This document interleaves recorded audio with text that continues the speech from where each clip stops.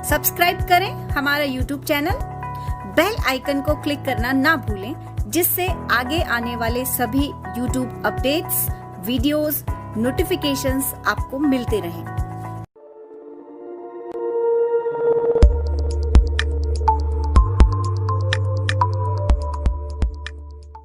गणित कक्षा 10वीं में आपका स्वागत है। आज हम लोग प्रश्नावली 2.2 का पहला क्वेश्चन कर रहे हैं, जिसमें दिया गया है निम्न द्विघात बहुपदों के शून्यक ज्ञात कीजिए और शून्यकों तथा गुणांकों के बीच संबंध की सत्यता की जांच कीजिए। तो इसमें हम लोग इसका पहला क्वेश्चन करेंगे सबसे पहले, जो कि है x वर्ग माइनस 2x माइनस 8। तो ये जो दिया गया है एक बहुपद है और इसमें हमें शून्य ज्ञात करना है और बाद में इसकी जांच भी करना है। तो सबसे पहले हम लिखेंगे दिया गया बहुपद। तो हम इसको लिखने के बाद अब इसके हमें शून्य ज्ञात करना है। तो शून्य क्या होता है सबसे पहले मैं ये बता देता हूँ। शून्य एक ऐसा मान होता है जिसे उस बहुपद में रख देने पर वह बहुपद शून्य हो जाता है, तो उसे हम शून्यक बोलते हैं। तो हम किसी भी बहुपद का शून्यक कैसे निकालते हैं, इसको आप बड़े ही ध्यान से आपको समझना है और देखना है कि किस तरीके से इसकी मेथड क्या है।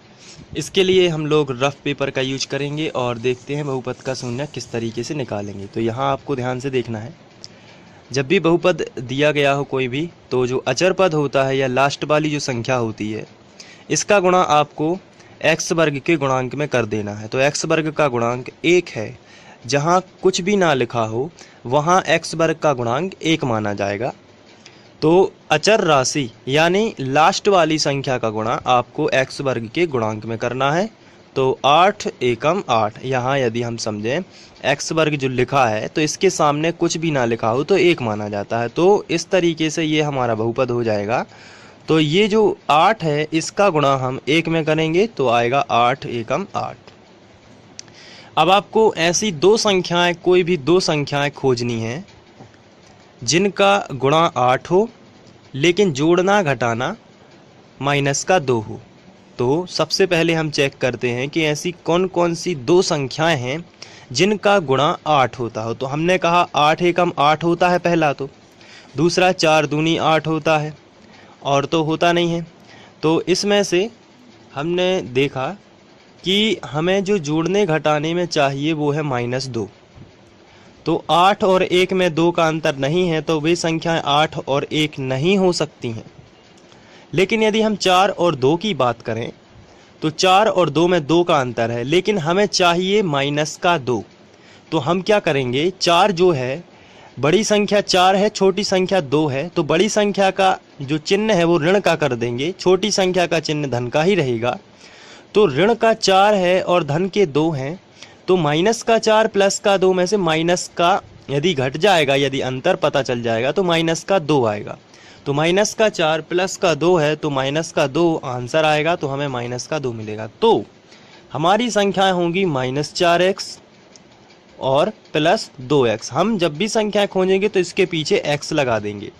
तो हमारी संख्याएं होंगी -4x और +2x। इसको एक बार फिर से समझ लेते हैं। यहाँ पर जो भी बहुपद में लिखा होता है, सबसे पहले उस लास्ट वाली संख्या का गुणा आपको x वर्ग के गुणांक में कर देना है। जैसे 8 एकम 8, तो आप यहाँ पर करोगे 8 एकम 8। अब आपको ऐसी संख्याएं खोजनी है जिनका गुणा 8 हो। तो हमने कहा 8 एकम 8 होता है, 4 दूनी 8 होता है। लेकिन यहाँ पर आपको ऐसी संख्या सेलेक्ट करनी है जिनका जोड़ना घटाना -2। यहाँ से पता चलता है जोड़ना घटाना, यहाँ आपको गुणा करना। तो जिनका जोड़ना घटाना -2, तो हमने कहा 8 और 1 जो है उसमें 2 का अंतर नहीं है, इसलिए 8x और x जो है वो संख्या नहीं हो सकती।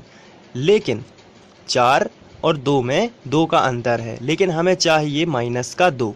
तो हमने कहा बड़ी संख्या को ऋण का कर दो, छोटी संख्या को धन का कर दो। जब इनको हम जोड़े घटाएंगे तो -2 आएगा। तो हमारी संख्याएं बनेंगी -4x + 2x। तो आइए हम उन दोनों संख्याओं को लिख लेते हैं। x वर्ग -4x + 2x और -8 जो है आखिरी वाली संख्या वो ज्यों को रहेगी। यहाँ पर हम बराबर लगा सकते हैं। अब इसके बाद यहाँ पर आप देख रहे होंगे कि आपके पास 4 पद हो गए हैं, 1 2 3 4 4 पद हो गए हैं। तो आपको क्या करना है, दो दो पदों में से अलग अलग कॉमन निकालना है। जैसे यहाँ पर हमारे पास 4 पद हैं और उन चारों पदों में से हम कॉमन निकालना चाहें तो यहाँ पर देखते हैं। सबसे पहले दो पद हैं x वर्ग माइनस 4x और ये अलग हैं 2x माइनस 8। आप देख रहे हैं मैंने ये चारों पदों को दो दो के फॉर्म में अलग अलग लिख लिया है। अब हमें इन दो में से अलग कॉमन निकालना है और इन दोनों में से अलग कॉमन निकालना है। तो सबसे पहले कॉमन कब निकाला जाता है, ऐसी संख्या कॉमन निकाली जाती है जो दोनों के पास हो। यहाँ हम देख सकते हैं इसके पास x वर्ग है, इसका मतलब इसके पास x 2 हैं, एक और एक 2x है, तभी तो ये x वर्ग हुआ। और इसके पास 4x, इसके पास भी x है। तो कुल मिलाकर यदि देखा जाए तो इसके पास भी x है और इसके पास भी x है।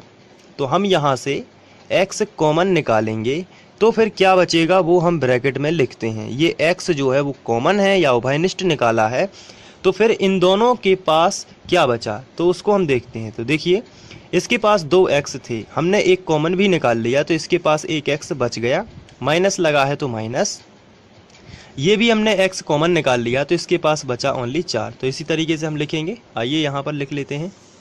इन दोनों में से हमने x कॉमन निकाला, जैसे ही हमने कॉमन निकाला यहाँ x वर्ग था तो एक निकल भी गया तो एक तो बच गया, माइनस लगा है तो माइनस। यहाँ हमने x कॉमन निकाल लिया तो यहाँ बचा 4।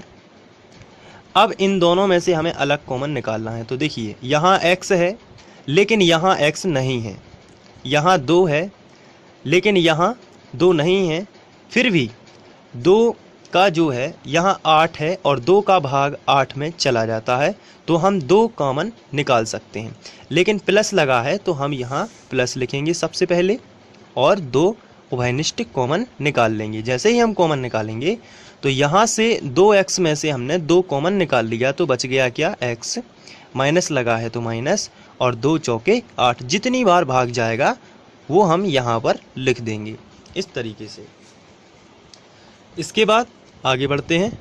हम देखते हैं कि हमारे ये दो ब्रैकेट दोनों एक से हैं, ये ब्रैकेट समान होने चाहिए। यदि ये समान नहीं है तो ये समझ जाइए कि कहीं गड़बड़ हो चुकी है।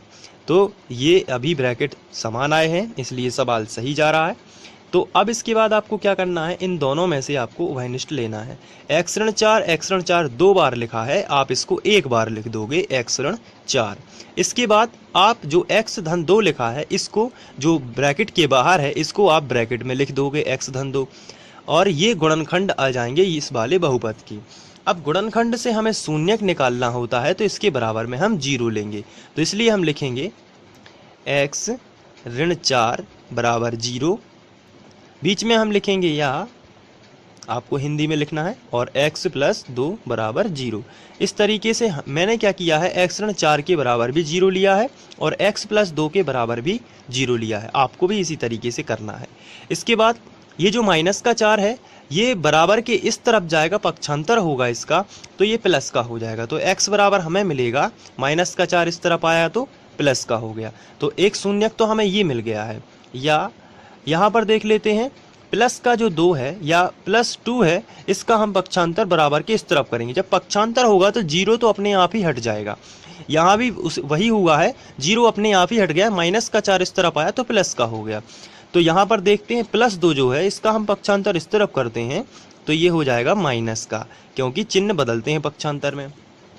तो यहाँ आप देख सकते हो कि यहाँ पर 2 शून्यक मिले हैं, एक मिला है 4 और दूसरा मिला है -2, तो ये बहुपद की शून्यक हैं। तो हम इसको लिखेंगे, अतः बहुपद के शून्यक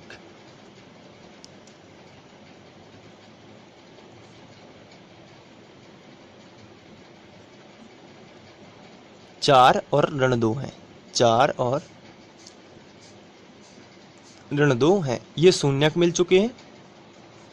इसके बाद हम लोग इनमें इनकी जांच करेंगे और एक एक करके हम देखेंगे कि ये सही है या नहीं। तो चलिए हम इनकी जांच करते हैं। तो आप यहाँ पर साइड हेडिंग डाल दोगे जांच। इसके बाद शून्यकों की जांच करने के लिए आपको एक फॉर्मूला याद रखना है, वो होता है, मैं यहाँ पर लिखता हूँ, शून्यकों का योगफल, शून्यकों का योगफल बराबर ऋण x का गुणांक बटे x वर्ग का गुणांक। ये जो है ये एक फॉर्मूला है, ये हर क्वेश्चन में लगेगा। इस तरीके के जितने भी प्रश्न होंगे जांच करने वाले सभी में ये फॉर्मूला लगेगा, तो आप इसको याद कर लीजिए। शून्यकों का योगफल बराबर ऋण x का गुणांक बटे x वर्ग का गुणांक। अब शून्यकों का योगफल, इसका मतलब ये है जो शून्यक हैं, योगफल का मतलब होता है उन्हें जोड़ दीजिए, योग यानी जोड़ना। तो 4 प्लस -2 इन दोनों को जोड़ना है, तो 4 को और -2 दोनों को जोड़ना है। तो हमने 4 और -2 दोनों का योग कर दिया, बराबर इसको आपको ज्यों का त्यों लिखते जाना है, ऋण x का गुणांक बटे x वर्ग का गुणांक। इसके बाद आपको क्या करना है, प्लस माइनस का माइनस ही हो जाएगा, क्योंकि असमान चिन्ह जब भी होंगे तो ऋण बनेगा और समान चिन्ह होंगे तो धन बनेगा। तो ये अलग अलग चिन्ह हैं इसलिए ऋण बनेगा और 2 बराबर, इसको आपको फिर से एक बार ज्यों का त्यों लिख देना है। इसके बाद 4 - 2 है, तो यहाँ से 4 में से 2 चला जाएगा तो बचेगा 2 बराबर, इसको फिर से ज्यों का त्यों लिख देना है। इसके बाद हम इसकी बटे में 1 कर सकते हैं। अब यहाँ पर जो माइनस है इसको हम माइनस चिन्ह अकेला जो है इसको हम इस तरफ ले आते हैं। तो आपको याद रखना है जब चिन्ह अकेला इस तरफ से इस तरफ आएगा तो वो बदलेगा नहीं, अगर चिन्ह के साथ में संख्या इस तरफ आएगी तो वो बदल जाएगी। लेकिन यहाँ जो चिन्ह है वो माइनस हम इस तरफ लगा सकते हैं, बटे में 1 बराबर, इसको हम ज्यों का त्यों लिख देंगे। तो यहाँ से ये जो माइनस है इसको हमने इस तरफ ले आए तो इसको यहाँ लिखने की ज़रूरत नहीं है।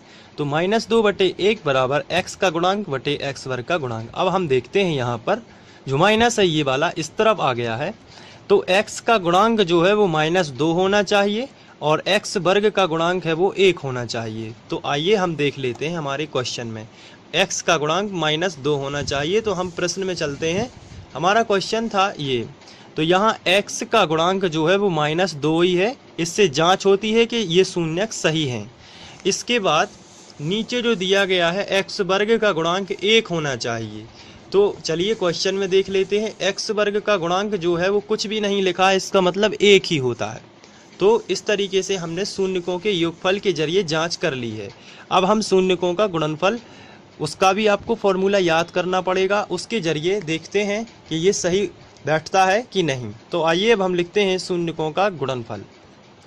शून्यकों का गुणनफल का फॉर्मूला होता है अचर राशि, ये आपको याद करना पड़ेगा, अचर राशि बटे x वर्ग का गुणांक, x वर्ग का गुणांक। तो इस फॉर्मूले को भी आप याद कर लीजिए, गुणनफल और योगफल दोनों फॉर्मूले आप पे आने चाहिए।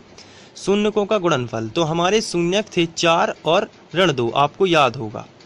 तो 4 गुणनफल लगा देंगे और यहाँ पर लिख देंगे -2 बराबर अचर राशि और बटे x वर्ग का गुणांक, इसको हम ज्यों का त्यों लिख देंगे।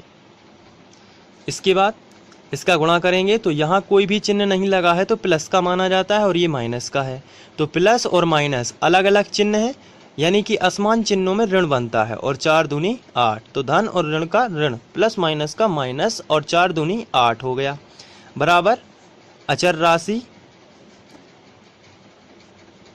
बटे x वर्ग का गुणांक। ये हमें ज्यों का त्यों लिखना है। इसके बाद इसके बटे हम कुछ नहीं तो 1 कर सकते हैं। तो अचर राशि -8 होना चाहिए और x वर्ग का गुणांक 1 होना चाहिए। आइए क्वेश्चन में देख लेते हैं। ये हमारा क्वेश्चन था, इसमें अचर राशि -8 सही है और x वर्ग का गुणांक 1 ही है।